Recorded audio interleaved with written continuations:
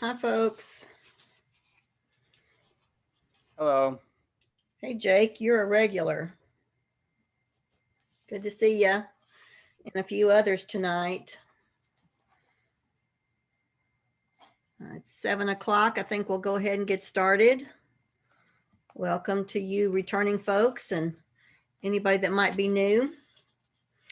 Tonight, our topic is collaboration. I'm on chapter 3. And so we'll go ahead and get started. I've got the PowerPoint up. Can everybody see the screen? The screen share, Study of Exceptional Students, Chapter 3, Collaboration. So I'm going to begin tonight by referencing the textbook. And regardless of which edition you have, Chapter 3 should begin with an introduction of John, a student who has an intellectual disability. So I'm going to just begin by reading a little bit about John. If you've already read your chapter, this will be familiar to you. And if not, you'll be looking at this as you begin to study chapter 3. But I'm going to read you a little bit about John, and then we'll reference this throughout our conversation tonight. John is an 8-year-old second grader, recently identified as having an intellectual disability. Now, you may remember from our conversation on the first night, an intellectual disability is anybody who has an IQ, and we haven't talked about this in too much detail, but that's an IQ below 70 or below. And so it's significantly below that of the average individual. More specifically, the book says John's reading and written expression abilities have been assessed at a beginning first grade level. So this tells us that he's in the second grade, but his abilities in reading and written language are at the beginning of the first grade level. So he's significantly below level. I think that's a little conservative for most kids with intellectual disabilities. Usually they're markedly lower than that, than their peers. So I think our textbook is being a little bit generous here. He's able to recognize the alphabet and some common sight words. For example, his name and the words boys and girls. So that tells us that when he walks down the hall, he can tell which restroom is appropriate for him. But he has difficulty applying phonetic skills to unknown words. Now, some of you are already taking some of your education classes and some of you are not. So when we talk about things like phonetic skills, you may have to kind of reach back into your own schooling if you're not in any of your education classes yet to remember what that is. But that's sounding out words, using the alphabetic principle to remember the sounds that go with the letters. So because his reading is not fluent, he also has difficulty remembering important parts of passages, such as who, what, when, and where, even when he receives reading assistance from one of his teachers. His intellectual level, as measured by an individual intelligence test, is significantly below average. This says his IQ is 65. So that's a pretty low IQ. That's going to impact him. And you may ask yourself, well, would I be able to tell if somebody in my class has an IQ of 65? Yeah, they're going to behave and perform on academic tasks and tests significantly lower than the rest of the kids in the class. You're going to notice an IQ of 65 being different than the rest of the kids. His mathematics achievement is also below average, even when the tasks involve computation only. The introduction of word problems has created significant difficulties for him. Socially, John fits in well with his peers and family. He presents no behavioral issues and is generally well liked by the other students in school and in his neighborhood. Now, here's another place in this intro to the chapter that I think our authors of the textbook are being a little bit generous, because usually kids with an intellectual disability, even one that's mild like this, don't fit in really great with their peers, because when a student is significantly lower than their peers intellectually, they do stand out. And we all know what happens to kids who stand out. When you stand out, you get left out, right? We've all seen this, whether it's occurred to us personally or not. We've seen it happen to kids on the playground. We've seen it happen to kids all the way up through high school and probably even at the university. Kids who are different, young adults who are different, stand out, and they end up sitting at the lunch table by themselves, even at the university. You could probably walk over to the dining hall on campus and see individuals who are different in one way or another, and they're probably either sitting alone or in small groups with other people who are like them. They're not in the most popular fraternity or sorority. If they're too different, they stand out, and socially they do not usually integrate with others. So an intellectual disability does make somebody stand out socially. So again, I think our textbook is being a little bit generous here by saying that he's well integrated with other kids. John's initial IEP team consists of his parents, a general education teacher, a special education teacher, a speech and language pathologist, the school psychologist, and the principal. And they determined that his educational placement would continue to be in his general ed second grade class. The team also decided that John should receive instruction from a special education teacher, Mr. Doss, who is already co-teaching and collaborating with John's general education teacher, Ms. Waring. He will also receive services from a speech language pathologist, Ms. Everett, who will consult with both teachers and John's family concerning development of his language skills. Because John has no behavioral issues, the school psychologist's role is limited to assessment for eligibility. Until there is a reevaluation, the school psychologist is not likely to be involved with John. The principal, Ms. Avery, will ensure that John's teachers have time to co-plan their instruction. Now, Ms. Avery will also ensure there is time for Ms. Everett to consult with John's teachers and his parents.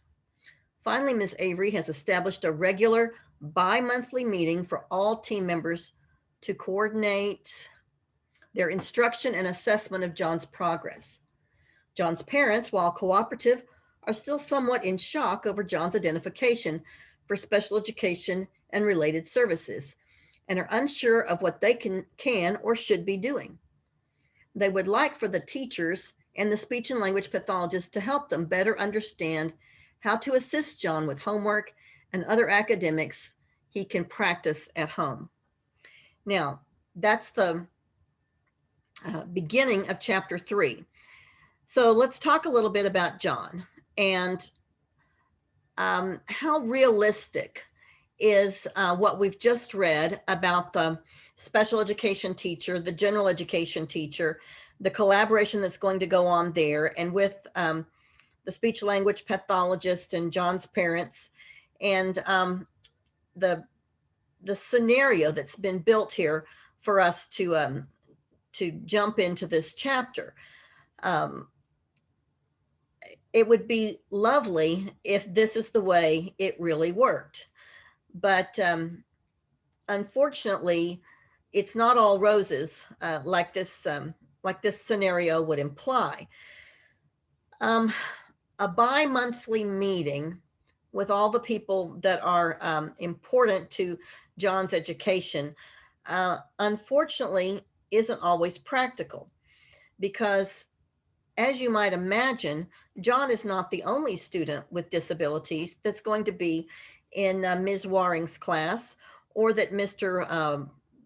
Doss has on his caseload, or that the speech pathologist has to consider, or probably that that others that are involved need to think about or consider. So for every child that each one of those professionals has to see that has some special needs, there would have to be a meeting. And for every meeting, there needs to be an hour or so to carve out of the schedule. Now, most teachers have a pretty booked school day. They only have like an hour of planning every day. Now, for instance, at the middle school where my husband teaches, they're on a block schedule, and they have an hour and a half long periods. And so, and certainly they have that at a lot of high schools too. And so he only gets a planning period every other day. And every other day, amongst those every other days, they have what they call their professional learning community, where they have to get together with their team. And so he only gets a planning period every other day, because every other day is the professional learning community with the team, all of the English teachers. And so he only really gets a planning period every fourth day. So how often are you going to be able to have these meetings? Let's say you're at a traditional elementary school and you do get a planning period every day. It's going to be about 45 minutes long, and you're going to have a number of students that are on your caseload that you're going to need to deal with. I don't think it's realistic that the typical teacher has that many free periods in a bi-monthly rotation that they're going to be able to sit down with the other stakeholders and meet just about John or just about Susie or whoever else is on their caseload. Also, Mr. Doss, the special education teacher, it says comes in and co-teaches. So he co-teaches with Ms. Waring for John's benefit. What about the other students who are in that particular elementary school who have special education needs? When does he collaborate with their teachers? Because we can be certain that John is not the only one with disabilities at Ms. Avery's elementary school. So he can't spend all day in this classroom. There have got to be students in other second grades and other students in the first grade and in the third grade and in the fourth grade. And when do they get a piece of Mr. Doss's time? And when are they going to be collaborated about? So you can see that the time that Mr. Doss, the special educator, spends with each homeroom teacher about each child gets smaller and smaller and thinner and thinner and thinner. So time is probably the first thing that's a challenge with collaboration. What else could possibly go wrong with collaboration? Any ideas, any thoughts?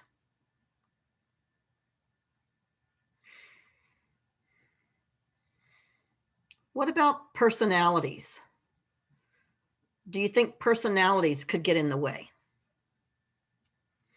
Have you ever had a teacher, any of you, think back to all of your educational experiences from kindergarten through elementary, middle school, high school, all the way up to your experiences at Tarleton? Have you ever had a strong-willed teacher? Anybody? Well, you've got one right now. I'm one. I'm a strong-willed teacher. Okay.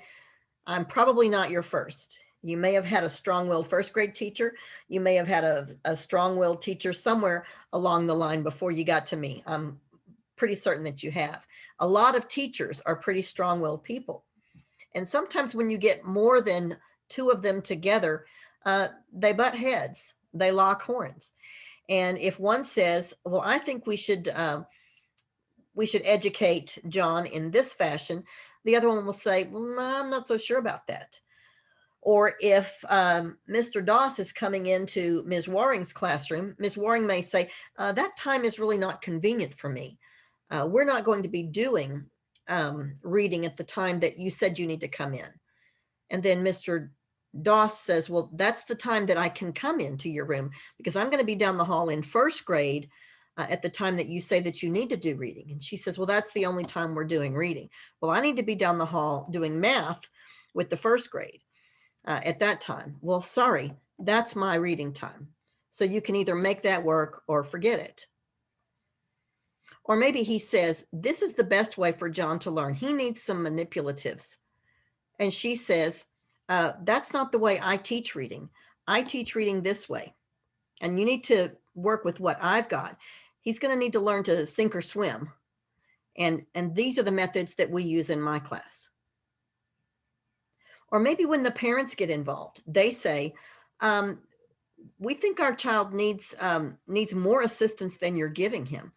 We think our child needs a paraprofessional, a teacher's aide, to come in and spend more time with just him, maybe even a designated paraprofessional, just one person that will sit with him. He's got an intellectual disability. He's significantly lower than the rest of the kids, but we don't want him down the hall in special ed. We want him in this general ed classroom, working with all of the other kids all day so he can have good role models.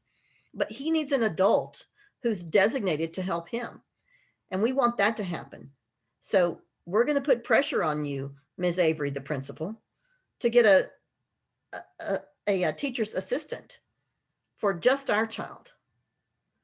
And then Mr. Doss says, well, wait a minute. I'm capable of teaching him without an assistant. Ms. Waring says, I don't want another adult in my classroom. I've got enough people in here already. These people are distractions to my students. There's enough going on in this second grade without all these extra bodies. Do you see the things that can go wrong when you get a lot of things going on in the way of collaboration? It takes a lot of concentration and a lot of willingness on the part of all the parties to make it work. So here are some key concepts having to do with collaboration. We've got volunteering. Who's going to do which job? Who steps forward and says, here's the part that I'm going to do? Who steps back and says, here, go ahead, you do it. How about sharing resources and materials? Sometimes this gets a little sticky too. Sometimes teachers are very, very protective of the things that they have. You may have already found on the web lots and lots of resources that teachers are willing to share. And that's come about in the last few years since the web has become such a great place for sharing. Teachers Pay Teachers is a website that many of you have probably already discovered. And that's a great online resource for sharing materials with other people who've already used them and found them to be effective. Pinterest is another great resource. If you haven't yet used a lot of teacher materials on Pinterest, you need to get on there and just browse and search for materials that are relevant to the areas that you're interested in, particular grade levels or particular subject areas. There's a ton of special education related things on Pinterest that you can find that special education teachers have developed, that general education teachers say work in their general ed classrooms. So that's a great way that people have begun to share resources where you don't have to rely on that in-person kind of sharing. Sharing responsibility is where it gets a little more tricky. And sometimes you've got folks who are really willing to share whatever responsibility there is. And sometimes you've got people who want to hog the responsibility, and other times you have people who don't want to take any of that responsibility. So it gets a little bit tricky with the responsibility issue. But a good administrator can help regulate that among their teachers. Now, sharing decision-making is similar to that, with determining who's going to be the final decision maker. Sometimes teachers can find a real sweet spot where they can share in decision making, or determine that the special ed teacher will make decisions in one area while the general ed or homeroom teacher will decide in some other areas. But ultimately, they've got to know that they're working toward a common goal and that everybody wants success for the student. So another concept here that we've got at the top of the next screen is community building.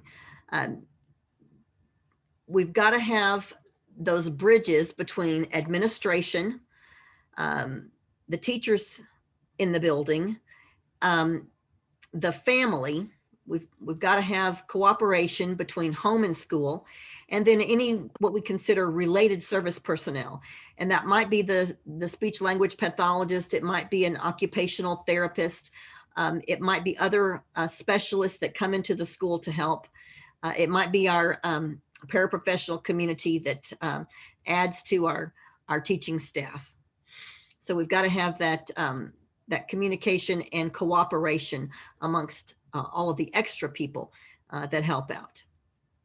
The next word we have here is parity. And parity means a kind of equality where we determine who's going to have what job, and then how much respect we give to one another for the sharing that we do and the equality that we have in the jobs that we share. So that's real important. We don't want special educators to think that they've got all the answers on how to educate kids with disabilities and not give the appropriate respect or regard to general educators. And the same is true going the opposite direction. We don't want general educators to think that they've got the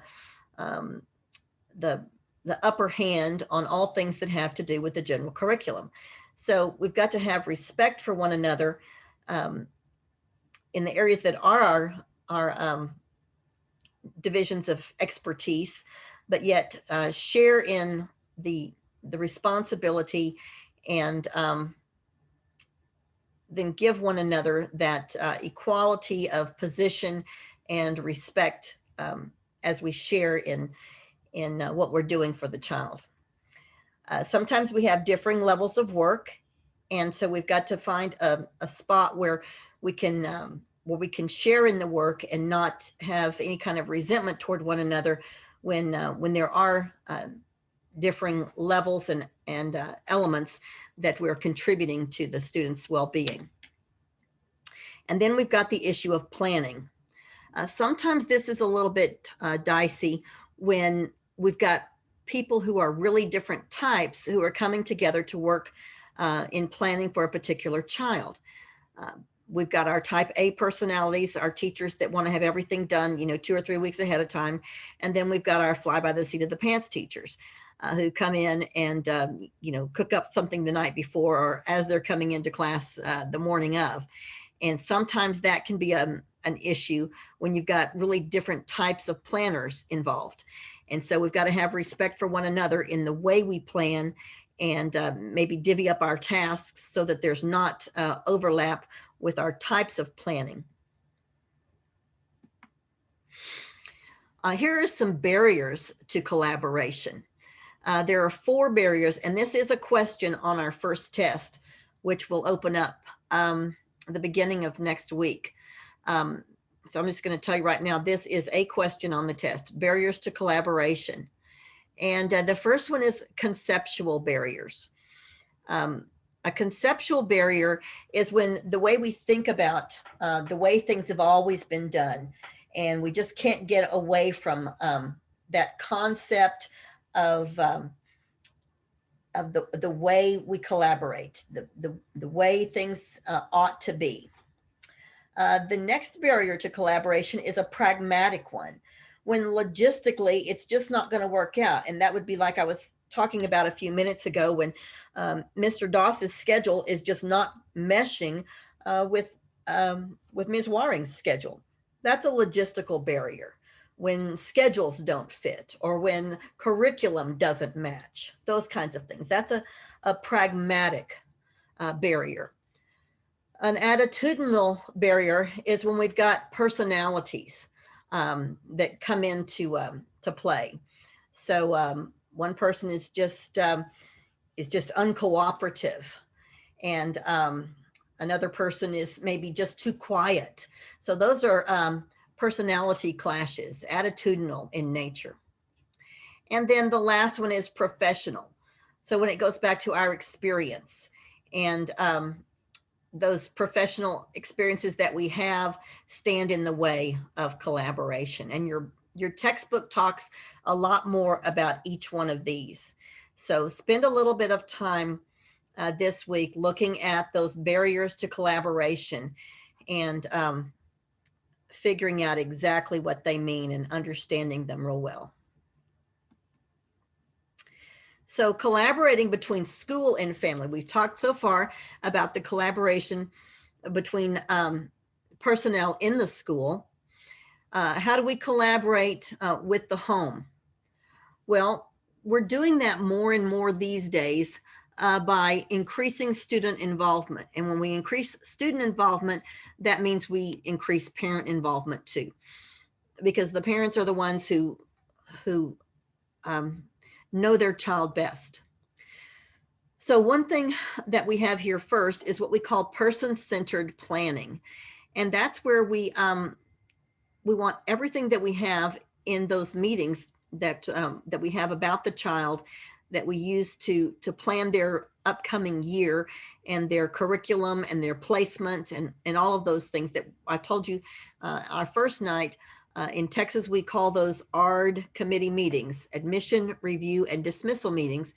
And at the federal or national level, they're called IEP meetings, individualized education plan or program meetings. And those two terms are really interchangeable in Texas.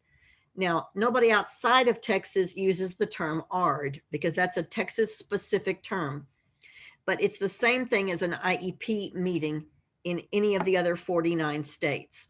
An ARD meeting in Texas is an IEP meeting anywhere else. And some school districts are starting to call those IEP meetings in their local districts so that people from other states will have a better understanding. You'll particularly see that used, the term IEP meeting used in Texas districts that have a lot of transfers in from other states. I've seen it used a lot down in the Killeen area where we've got a lot of our soldiers coming in and out from far-flung places around the country. And when they sit down for one of those meetings, they've never heard of an ARD meeting, but they're all accustomed to IEP meetings in other places where their kids have been on bases around the country, or maybe even around the world in American schools on bases all over the world. So places like that that host a lot of transfer in and out kids with disabilities will tend to use the term IEP meeting instead of ARD meeting. So be accustomed to both of those terms when you get into school districts in a few years. But many districts are trying to use what we would consider person-centered planning, where the whole meeting is very, very focused on that child, and where we don't talk just about other things. We talk about just the child, and we make it child focused. More and more, we're wanting the child to be present in the meeting, particularly as the student gets older. I know a lot of districts that have the student present from about 4th, 5th, or 6th grade on up through high school, regardless of their disability. Even if their disability is extremely debilitating, they want the student present in the meeting so that this person-centeredness is really very evident to everyone around the table.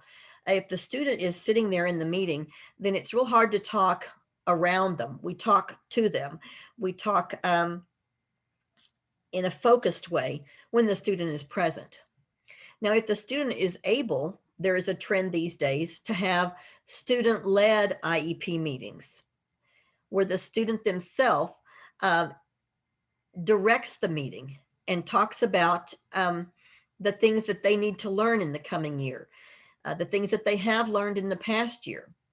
Now, the more intricate parts of the meeting, most students aren't capable of directing, but the key elements where we talk about progress over the last year and goals for the coming year, many students can participate in that part of the meeting. And so this is a trend in many schools today to have at least that portion of the meeting be led by the student themselves. it does also help them take some ownership over their own learning. If they can see what's going on in that meeting where their mom or dad, or maybe both, are present and their teachers are present and we're talking about them and what the plan is for their coming year.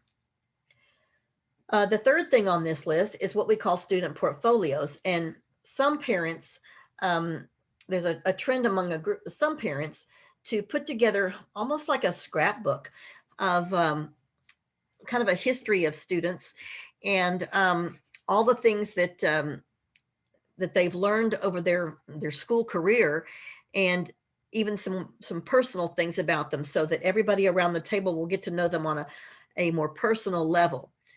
Now, the problem I've seen with this personally is that this takes a really long time to go through.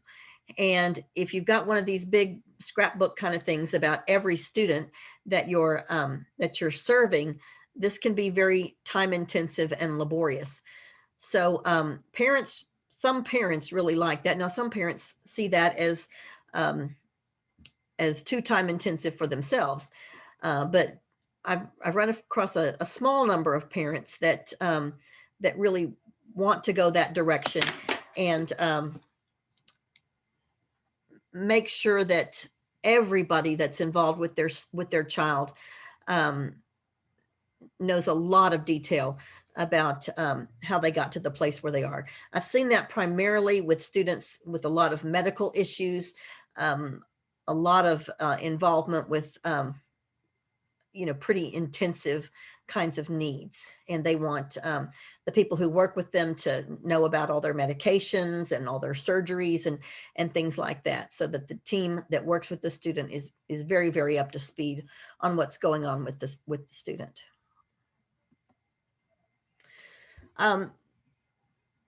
Some ways to increase family involvement is to provide a climate of collaboration. You'll see when you get into schools that sometimes we tend to be very exclusive of families and parents when we start talking that education speak. I was in a meeting in a school a few months ago, and I sat down at the table and the parents were there as well.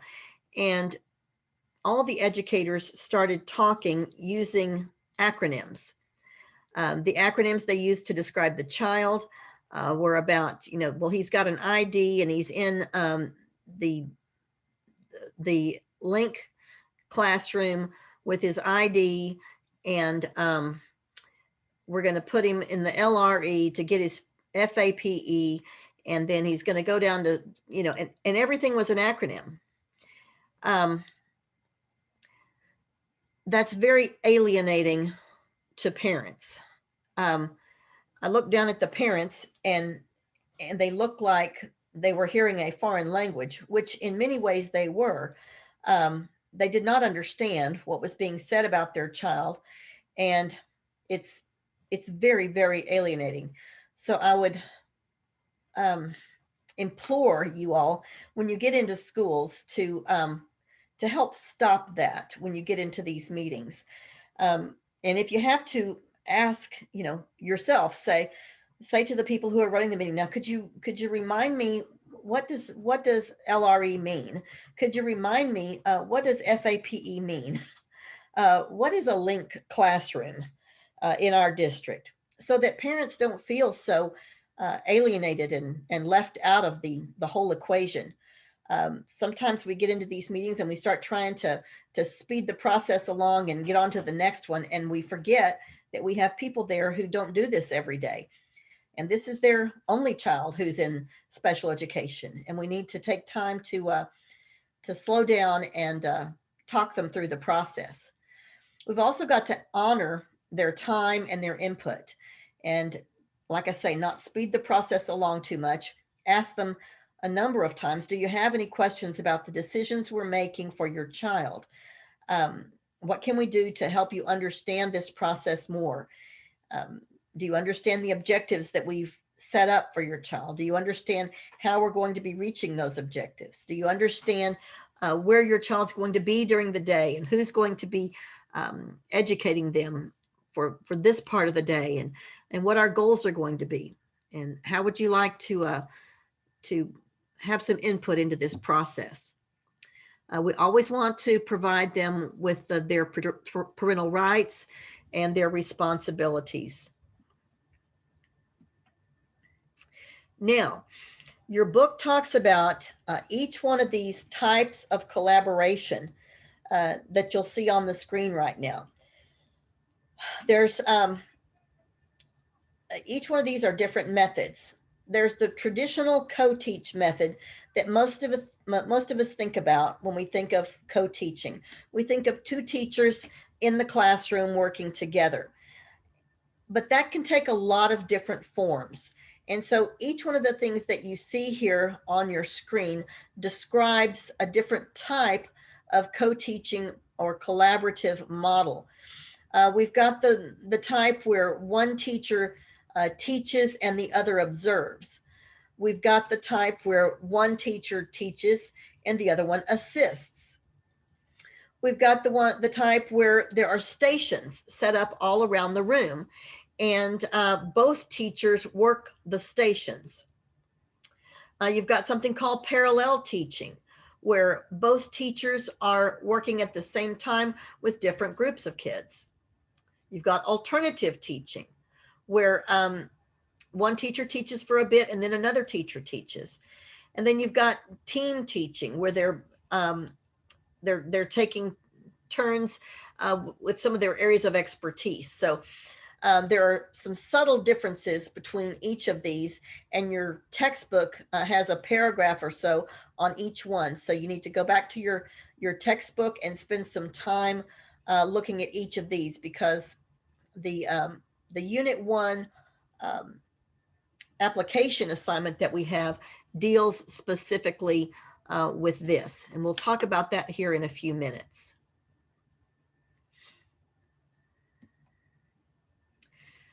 So we then have collaboration among school personnel that go beyond just the teachers.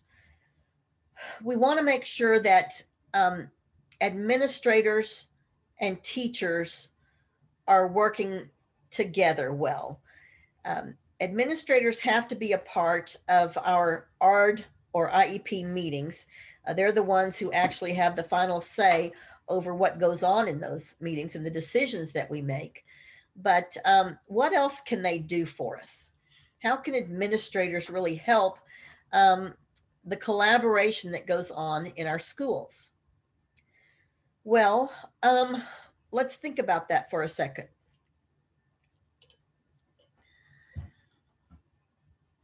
The administrator really sets the tone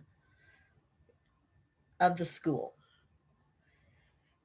And so if you have a tone of competition among your teachers, when you get ready to collaborate, it's going to be a difficult situation if your teachers feel competitive with one another. And the administrator or administrators definitely set the tone for competition.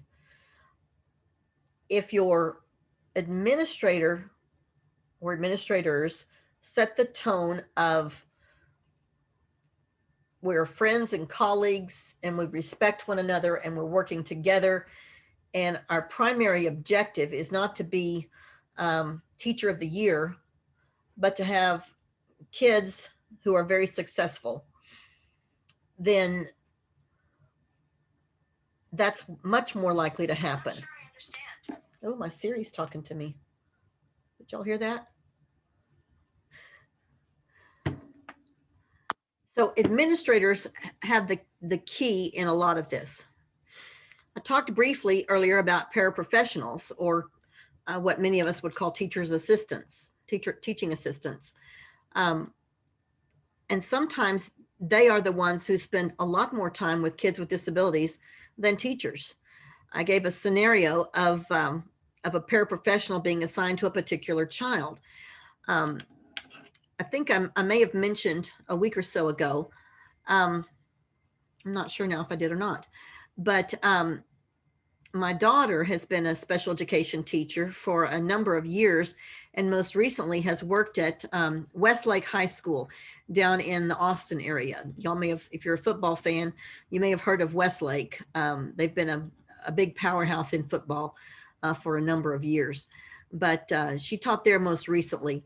And Westlake is a pretty affluent school with quite a bit of money. I think Matthew McConaughey lives in the Westlake ISD area, so that can kind of give you a idea of the kind of money that some of those folks have that live inside the district parameters. But not to say that Matthew McConaughey's kids go to school there, but I think he lives in that neighborhood around there. But in her classroom, she had 5 paraprofessionals. Now just think about that. 5 extra people who were not teachers working to help and support the teacher. That's a lot of paraprofessionals. Not very common, but in a school that has extra money floating around, they support a teacher in a special ed classroom with a lot of paraprofessionals. They just pour money into the district, and then they pour resources and people into the district. And so if a teacher seems to have a lot of difficult kids in a classroom, they just throw another paraprofessional in there. Well, here's another body to help you manage the kids in your classroom. Now, she was at the high school, and she had a lot of kids going out of her special ed classroom into general ed classes. And so the paraprofessionals would go with those students into their general ed settings. And these were kids who were pretty low functioning. And so they would go and spend time in general ed PE or general ed choir or general ed home ec. Or I don't know, they don't call it home ec anymore, but you all know what I'm talking about. You know, a cooking class or some of those kinds of things, home and family living kinds of classes. And so she had a lot of these paraprofessionals that assisted with kids going in and out of general education. They're a critical part of the special education environment. But how we use them is very different from district to district and campus to campus. I talked to another colleague who taught a very similar class in a neighboring district around Fort Worth here where I live. And I said, how many paraprofessionals do you have in your class? And she said, 1. I have 1 para. And so in a class very similar to my daughter's at a high school with a similar number of students, 1 paraprofessional versus 5. So it just kind of depends on the resources of the district, and that doesn't seem fair, but you know, fair is what we have in September in Texas, right? Fair is not something we have in schools. So if I can ask a question, are paraprofessionals mainly used with students with higher disability versus those the higher, less functioning with more medical issues, or are they used kind of across the board? Well, I think they're used across the board. It just kind of depends. Some districts will use them almost exclusively with students who have a higher level of need. Other districts will use them with kids with more academic need, and we'll put them to use, you know, assisting with reading groups and assisting, you know, strolling around the room and helping with math and things like that. So it just kind of depends on the philosophy of the district and the amount of personnel that they have. Now, there are other districts. I have in fact, I was just looking on Facebook before we got started tonight. In my previous district where I used to be the director, I have a friend who is a paraprofessional in that district. And her primary job in that district is to help kids who can't use the bathroom on their own. And her primary job is to change diapers all day. Change diapers and feed people all day. And we're talking big people. We're talking high school kids and early adult kids, young adults who are still in the school program, even though they are technically past the age of 18, they can stay in the school until they're 22. But yet they don't have control over their bodily functions. They're still perhaps, maybe they're tube fed, or maybe they have to be spoon fed. And that's her primary job, is taking care of bodily needs all day long. And so that's a very different kind of paraprofessional job than somebody in my daughter Meredith's classroom, or in the classroom of the other lady I was talking about a minute ago. Or lots of others. Some do almost an entirely academic profile all day. And if you're hired as a paraprofessional, I'd want to know, what does the job entail? Is this an academic? Is this a companion kind of a position with one individual? Is this a bodily function kind of a job? And they may not tell you either. They may just hire you as a para. And then we've got our related service personnel, those folks that come in and out of the school district, who are probably contract with the district. And we want to have that bridge relationship with them, because they only spend part of their day or part of their week, or maybe even occasionally, maybe they're part of their month. We've got, with the district, you've got visual impairment teachers, you've got auditory impairment teachers, you've got audiologists who come and go, other people like that who are just, itinerant kinds of folks. So let's see, let's hit these first two bullets, and then we'll talk about John a little bit more. We also have to collaborate with people on the top and the bottom ends of our transition services. The people who help us get children into our schools, our young children who have already been served out in the community, that's our early childhood intervention, or ECI. That's a federal program for children birth through 3 who are identified with having a disability. And once they are nearing their 3rd birthday, they're eligible for public school. And so early childhood intervention is responsible for making that link with the public school, and we've got to collaborate with them. So what if they're late on their timeline, which sometimes they are? I've dealt with ECI many, many times when they've let that 3rd birthday creep up and they haven't made that connection with the district yet. Well, too bad, so sad. We have to make it work. Even if somebody else doesn't do their job when they're supposed to, we've got to step it up and do our part. So we make the connections, we have our meetings with ECI, and then we get a program in place. And we can't cry about it when the timeline doesn't go the way it should. When somebody gets us a name later than they should, or they don't get us all the paperwork that they should, or we don't have as much information as we should about a child with a disability, we step up and we do whatever it takes to get a program in place for that child as quickly as we can.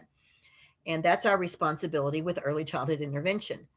By the time that child hits their 3rd birthday, on the day of their 3rd birthday, we as a school district have to have a program in place for a 3-year-old child who has already been identified by early childhood intervention. And that's an ISD's responsibility to a child who is turning 3, who has been served by ECI.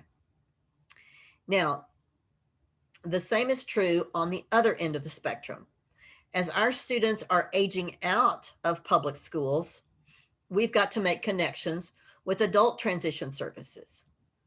Now, as I said just a moment ago, we've got young adults are, they can age out of school district programs in a couple of ways. They can graduate like anybody else, or they can finish up their program based on their IEP, or they can do what we call age out by staying with the school district until their 22nd birthday or the end of the year in which they turn 22.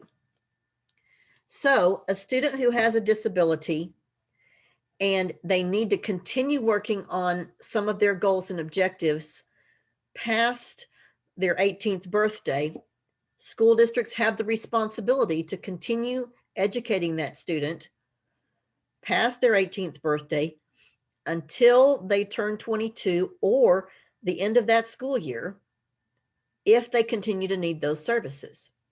And then at that point, it's our responsibility as a school district to make a connection between that student at whatever age they finish and the community. So whatever the services are in the community, whether it be MHMR or the Department of Health and Human Services, or maybe there's a program at the Tarrant County Community College that can serve them.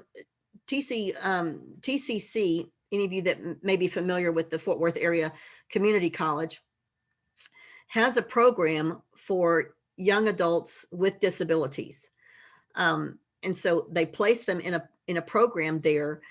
And it's kind of like going to college, except for students with intellectual disabilities. Maybe they're moving out of their parents' home into a group home. Maybe they're going to work in some sort of a day hab, some sort of a work program, but still live at home. Whatever that transition plan is that's in place, the school district has to facilitate that communication between the school district, the home, and the adult situation. And so we start working that plan when the student is young. When they're about 14, we start working that plan. And then we continue working that plan until the transition is made. So we've got responsibilities on the young end and on the older end. The school district has to make those connections. So that's the collaboration that exists between the school and the community, either with a young child or with a young adult who is aging out of the school program. So that brings us back to John. And what about John? Do you think that there's an appropriate program in place for John that we see right now as it's designed in this first part of the chapter?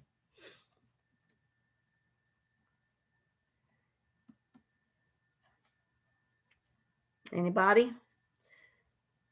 Do you see any flaws?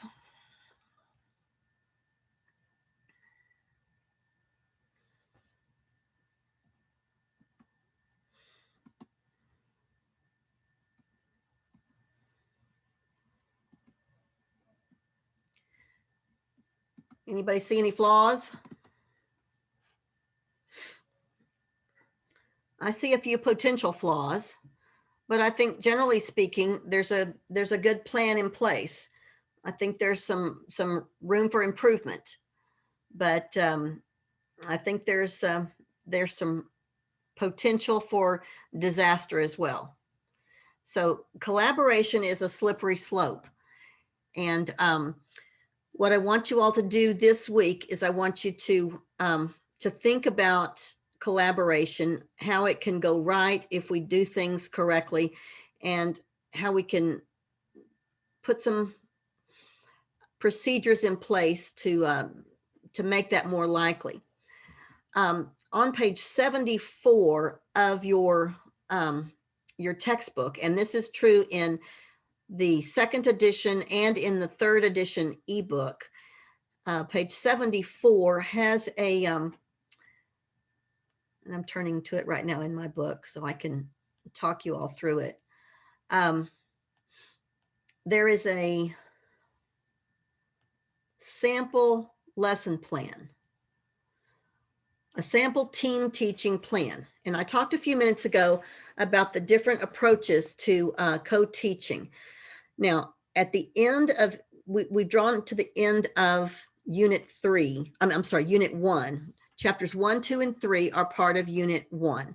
So this chapter is the end of the first unit. And that means a couple of things. That means we're ready for test 1. And that means that we're ready for application activity 1. So I'm going to place this, this first application activity on Canvas today. It won't be due until the 21st of February, which is not this coming Sunday, but the one after that. Okay, so you have more than a week to work on it. That's also the date that the first test will be due. Okay, test 1 covering chapters 1, 2, and 3. I'll open next Wednesday, and it will be open Wednesday, Thursday, Friday, Saturday. Okay, so test 1 covers chapters 1, 2, and 3, and I'll open it on Wednesday, and it'll be open through through the weekend. Now, application activity 1, which I'm going to talk about right now, focuses on this chapter that we've just covered. And here's what it looks like. You are to place yourself in the role of general education teacher or special education teacher. Develop a learning objective in a content or specialty area. Develop a lesson plan to teach the objective that includes a model of co-teaching. So one of those that we looked at on that slide that described the different types of co-teaching. Your textbook describes 6 varied approaches to co-teaching. You may choose one of these as your model. Collaborate with a peer to accomplish this task, each of you assuming the role of general education teacher or special education teacher. Now, if you've not yet learned about lesson planning, if you haven't had a class that teaches you about that, you can find an existing lesson plan. Many are out there on the internet, or there's one right here in your textbook on page 74. And discuss how you might modify that to meet the needs of John or other students with disabilities.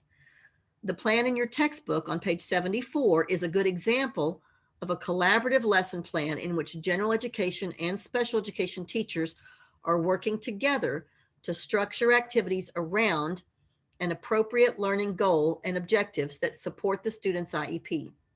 Use this as a guide to developing your own. Both members of your team must submit a final product to Canvas. Designate a team member who has taken the general education role and the special education role in developing the plan. So one of you will be general ed, one of you will be special ed. And I don't care who does what, you get to decide between yourselves. Now, your next question, I'm sure, is how do I find my partner? I am going to open a, when we're done tonight, I'll open the discussion board for this week. I'll also open a second discussion board that's just titled Find My Partner or something to that effect. And you can do it however you want to. You can say, hey, I need a partner, or I need somebody to be my special ed partner or my general ed partner, or however you want to do it. But you can use that venue for finding a partner for this particular assignment. Or if you already know somebody in class and you want to team up that way, that's fine. And you can just send me an email and say, you know, Delaney can say, I'm going to be a partner with Emily, or Jake can say, I'm going to be a partner with Riley, or however you want to do it. It doesn't matter to me. You need to have one partner. You can use the discussion board, go back and look at the intros and see if you like the sound of somebody's writing, and ask them if they want to be your partner in this new discussion board. Or if you can't find a partner, I'll assign you a partner by Monday. Okay. So If you want to just default to that, just send me a message and say, hey, I don't want to look for a partner. Just assign me one, and I'll be happy to do that. Okay. So if anybody doesn't have a partner by Monday, I'll just start assigning partners, and you'll get a partner one way or another. Okay. I think it's better if you get to choose and pick your own person rather than me having to pick it for you. But you can use this. You'll be graded individually on your part, but you do want to work with somebody that maybe you think would contribute a decent amount of work and make you look better. So you can use that example on page 74 as your guide. You can, like I said earlier in the webinar, you might want to use Pinterest to get some ideas about a lesson plan. Or if you've already done something like this for another class, I don't mind you reusing ideas. If you've got a good friend that has already done something similar, of course, I don't want you to copy and retread an exact idea, but I sure don't mind you getting some ideas from somebody else. It's all about sharing, but certainly no exact copying, plagiarizing, that kind of thing. But there's not too much that's original in the way of lesson plans. So any questions from anybody about this assignment? This assignment and the test will both be, the drop dead final date will be the 21st, which is the same date that your chapter 4 reflection will be due. So other things will be due that night too. You don't want to wait till the very last minute, but not due for another week. Questions? Yes, ma'am. So I've done lesson plans that we've kind of followed TEA's recommended lesson plans. Is there any specific, I know you have the one on page 74. Do you have any specific rubric that you want us to follow, or I think are we just kind of just, I think you want it to look like TEA? Do you want it to look like, or what do you? I think I do have a rubric for this, and I'll put that up too. Okay. I think I do. And if not, I'll try to find the one you're talking about. I'll have to look back and see if I've got a rubric for this. Okay, I think I do, and I'll put that up. Okay, and thank you for mentioning that, because I don't think it's up yet. All right. Any other questions? Good question. Will you be posting this document that you're screen sharing right now on Canvas? Oh, this one that's on the screen share. Yeah, that'll go up. Okay. Yeah.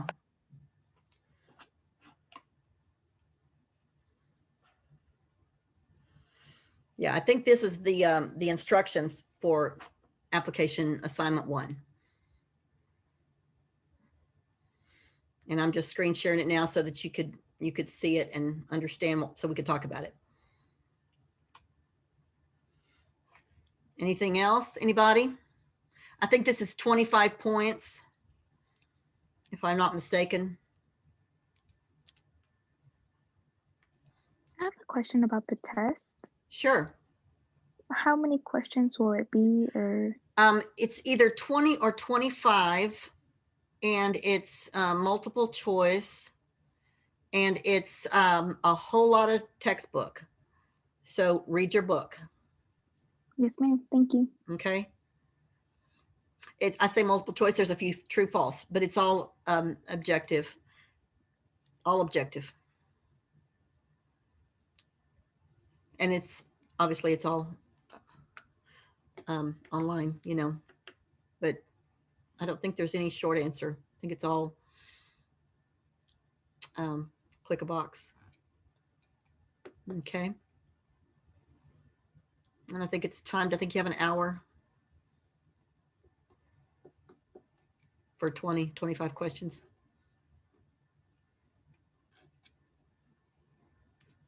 And we'll talk about that a little bit more next week. But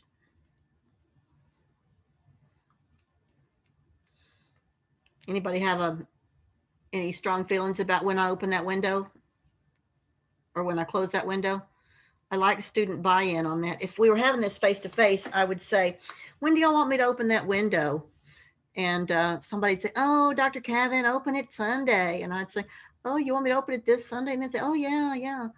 So this is the disadvantage to being all online. I like face-to-face classes. You said you were going to open it Wednesday and it would be open Thursday through Saturday, correct? Yeah, that's what I said. That's pretty, on the 21st. Yeah. It's a good window. Is that a good window? Okay. I hate for you to have too much stuff to do at the same time. If it were me, I wouldn't like that, but not sure how else to do it.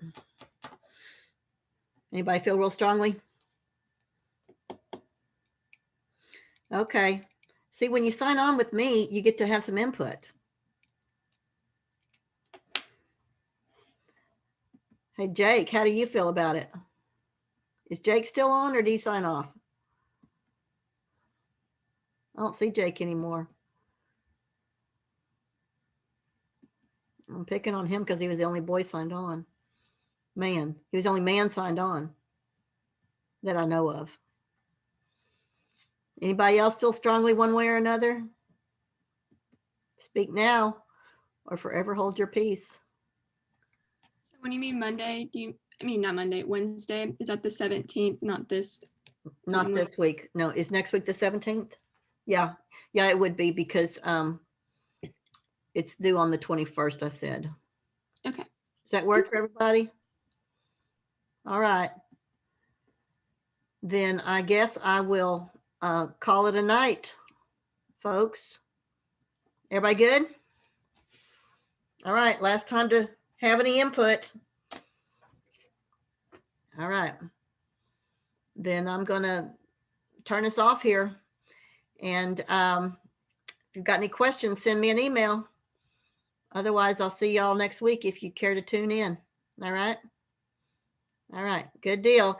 Y'all have a great week and I'll see ya. Bye-bye.